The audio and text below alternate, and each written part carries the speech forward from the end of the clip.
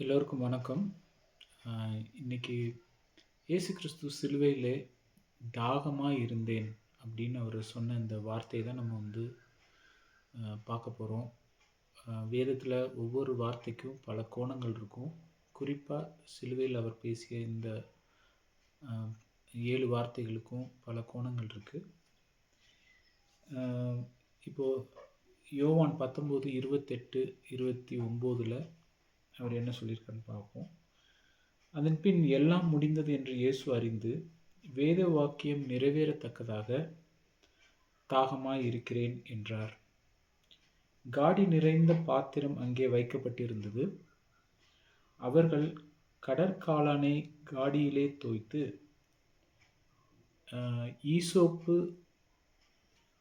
ஈசோப்பு தண்டில் மாட்டி அவர் வாயினிடத்தில் நீட்டி கொடுத்தார்கள்.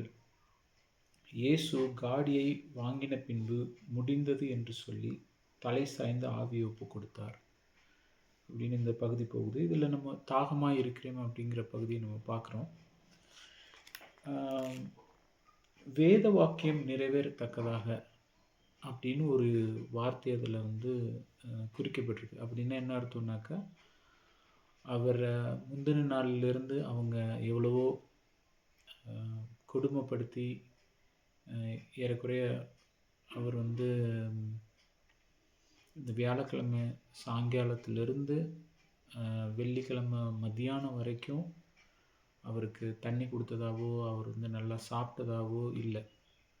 அப்படிப்பட்ட அந்த சூழ்நிலையில் அவர் உடல் ரீதியான ஒரு தாகம் அப்படிங்கிற மாதிரின்றது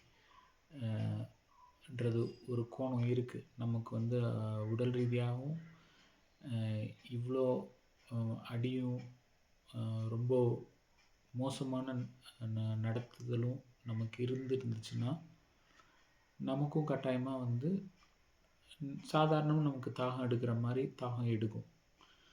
ஆனால் இந்த இடத்துல ரொம்ப குறிப்பாக என்ன போட்டிருக்குனாக்கா,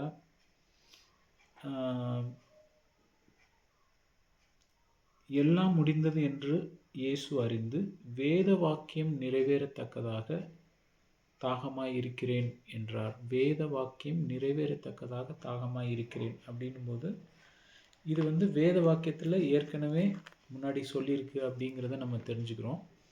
வேத வாக்கியத்தில் எங்கெங்கே சொல்லியிருக்கு அப்படிங்கிறத பார்த்துட்டு அதுக்கப்புறம் நம்ம இதனுடைய முக்கியத்துவத்தை புரிஞ்சுக்கலாம். சங்கீதம் 22 இந்த சங்கீதம் தான் சிலுவையில் நடந்த எல்லா சம்பவங்களையும் முன்னறிவிக்கிற ஒரு சங்கீதம். ஏன்னா அந்த சங்கீதம் ஆரம்பிக்கும் போதே பார்த்தோம்னாக்கா, என் தேவனே என் தேவனே ஏன் என்னை கைவிட்டீர் அப்படிங்கிற அந்த வார்த்தைகளோடு ஆரம்பிக்குது. அதெல்லாம் இயேசு கிறிஸ்து சிலுவையில் நம்ம பேசினதெல்லாம் நம்ம கேட்டிருப்போம்.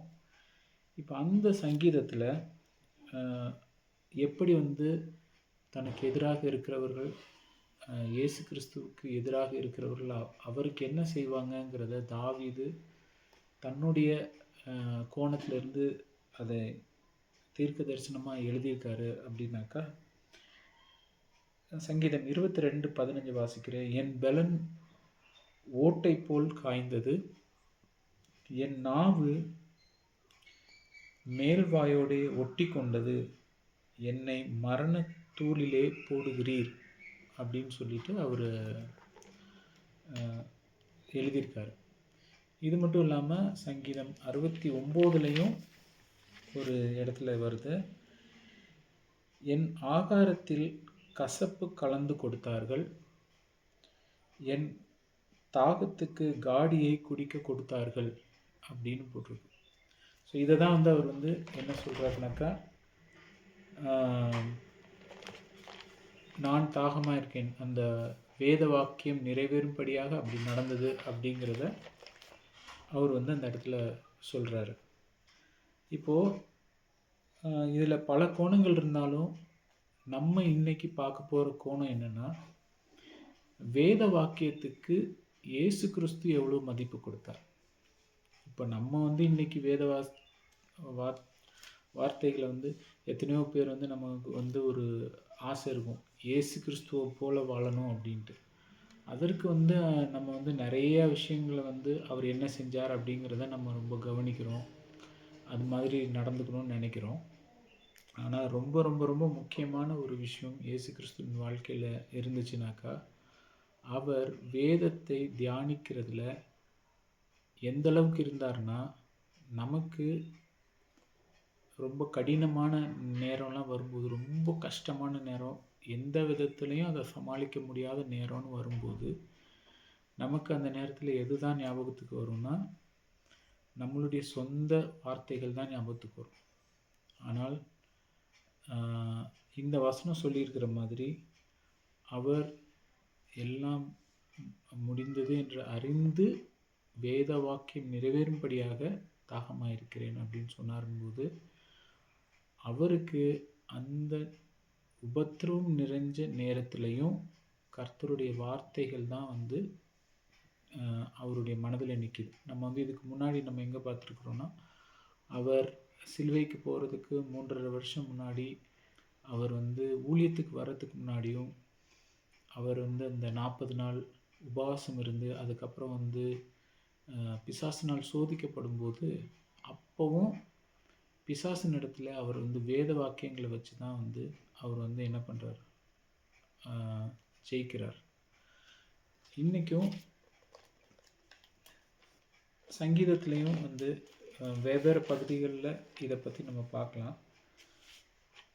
சங்கீதம் 119 அந்த முழு சங்கீதமுமே மிக ஆழமான சங்கீதம். கட்டாயம் இயேசு கிறிஸ்து இந்த சங்கீதத்தையும் தியானித்திருப்பார் அப்படின்னு சொல்லி நான் நம்புறேன். அதுல இருக்கிற 2 வசனங்கள பார்க்கலாம். சங்கீதம் 119:92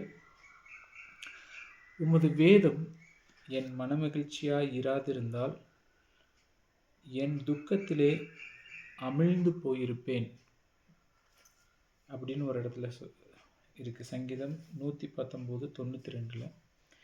அதே போல சங்கீதம் 119:107 அது என்ன சொல்லுதுன்னா, நான் மிகவும் உபத்திரவப்படுகிறேன், கர்த்தாவே உம்முடைய வசனத்தின்படியே என்னை உயிர்ப்பியும். அப்போ உபத்திரவமான சூழ்நிலைகளில் நமக்கு இருக்கும்போதும், நம்மளால் இதுக்கு மேலே ஒன்றும் செய்ய முடியாது, ரொம்ப கொடூரமான ஒரு சூழ்நிலையில் நம்ம இருக்கும்போதும், நம்ம வேத வசனங்களை நம்முடைய வாயில் அதை சொல்லணும். இப்போது இயேசு கிறிஸ்துவுக்கு அவருடைய சிலுவைக்கு அப்புறமாக இருந்த சந்தோஷத்தினால அவர் அந்த சிலுவையை சகித்து கொண்டார் அப்படின்னும் வேதத்தில் வசனம் இருக்குது. அப்போது நமக்கும் சூழ்நிலைகள் கடினமாக இருக்கும்போது கர்த்தருடைய வேதத்தை வசனத்தை நாம் சொல்ல ரெடியாக இருக்கோமா? கர்த்தருடைய வசனத்தை அந்த அளவுக்கு நம்ம விரும்பி வாசித்து கடினமான சூழ்நிலையை நம்ம தாண்டி வர்றதுக்கு, மோசமான சூழ்நிலையிலேருந்து தாண்டி வர்றதுக்கு நம் வசனங்களை உபயோகிக்கிறோமா?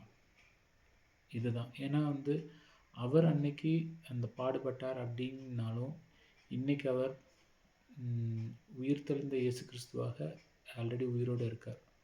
அப்போ இந்த சம்பவத்திலிருந்து நம்ம என்ன கற்றுக்கணும் அப்படின்னாக்கா, அவர் வாழ்ந்த அந்த குறுகிய ஒரு 33 வருஷத்தில் அவர் வேதத்திற்கு எவ்வளோ முக்கியத்துவம் கொடுத்தார், வேதத்தை எப்படியெல்லாம் வாசித்தார், இரவும் பகலும் அவர் வேத தியானத்தில் இருந்தார். ஸோ அப்படிப்பட்ட ஒரு தியானத்தில் நம்ம இருக்குமா? நம்மளுடைய கடினமான சூழ்நிலைகளில் கர்த்தருடைய வார்த்தையை நம்மளால் நினைவு கூர்ந்து அதை நம்ம எப்போவும் அதை நம்ம வாயில் வைக்கிறோமா? அதை நம்ம வாயிலேருந்து பேசிக்கிட்டு இருக்கோமா? நம்ம இருதயத்தை கர்த்தருடைய வார்த்தையால் நிரப்புறோமா? அப்போ தான் நம்ம அந்த மாதிரி கடினமான சூழ்நிலையிலேருந்து தாண்டி இயேசு கிறிஸ்து உயிர் தெழுந்த மாதிரியே உயிர் தெரிந்து வர முடியும். என்னுடைய இந்த வார்த்தைகளை கேட்டவங்க எல்லாருக்கும் என்னுடைய நன்றி. வணக்கம்.